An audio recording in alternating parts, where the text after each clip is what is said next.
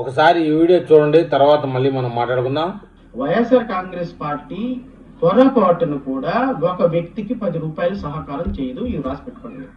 YSR Congress party మనం అన్నం తిన్న తర్వాత చేయి కడుక్కునేటప్పుడు మెతుకులు ఉంటాయి కదా, ఆ మెతుకులు కింద పడితే కాకులు అవి ఏరుకుంటాయి. మన ప్రతిపక్ష నాయకుల పార్టీ యొక్క ఉద్దేశం ఆ మెతుకులు కింద పడితే కూడా కాకులు తింటే ఏమనేది వాటిని కూడా ఇలా తుడుచుకొని పక్కన పెట్టుకొని కింద రావాల్సిన వ్యక్తులు వైఎస్ఆర్ కాంగ్రెస్ పార్టీ. నాకున్న క్యాలిక్యులేషన్ ప్రకారం వాళ్ళు ఏదో ఫండింగ్ చేస్తారు, వాళ్ళు ఏదో డబ్బులు ఇస్తారు, వాళ్ళ ఫ్రేమ్ వర్క్ లో ఫిట్ అయితే ఇస్తారో లేదో నాకైతే తెలియదని ప్రజాస్వామ్యబద్ధంగా ఫైట్ చేసే వ్యక్తులకు వాళ్ళు ఫండింగ్ చేస్తారని నేనైతే నమ్మను. ఇంకా అవసరమైతే ప్రభుత్వానికి సంబంధించింది ఏదైనా మాట్లాడాలి అంటే వాళ్ళు నా దగ్గర నుంచి మెటీరియల్ తీసుకొని ఏమైనా మాట్లాడతారేమో తప్ప వాళ్ళ దగ్గర మెటీరియల్ ఉండదు, వాళ్ళు ఫండింగ్ చేసే సమస్య అసలు ఉండదు.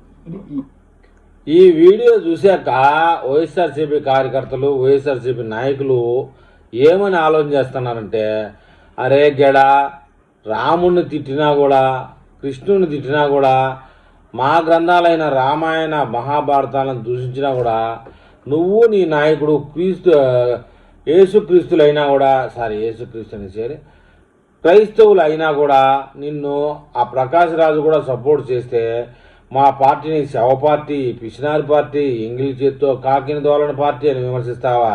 ఏమిరా, నిన్ను మా పక్కన కూగబెట్టుకొని ఎంతో గౌరవించాం, మా యొక్క ఓసీ కేటగిరీలోనే నిన్ను గౌరవించాం, నీ కథ ఏంది అని చెప్పేసి వాళ్ళు లోలాపలు తిట్టుకుంటున్నారండి. అయితే నిన్నగాక మొన్ననే నేనే ఉప ముఖ్యమంత్రి జగన్మోహన్ రెడ్డి చెవులో చెప్పాడనమాట, నువ్వు ముఖ్యమంత్రి నేను ముఖ్యమంత్రి అని.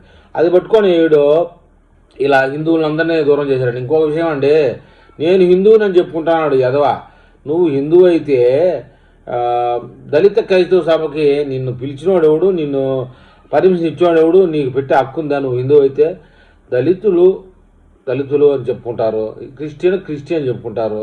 నువ్వు ఏది దానోడివి అటు హిందువులకి దళితులకి మధ్యలో దూరి ఎందుకురా రాష్ట్రాన్ని నాశనం చేస్తామని చెప్తున్నారండి ప్రజలు. సరే, ఈ విషయంలో ఈ వీడియో చూసిన తర్వాత మీకు ఏమని కావాలనిపిస్తే అది కామెంట్ చేయండి.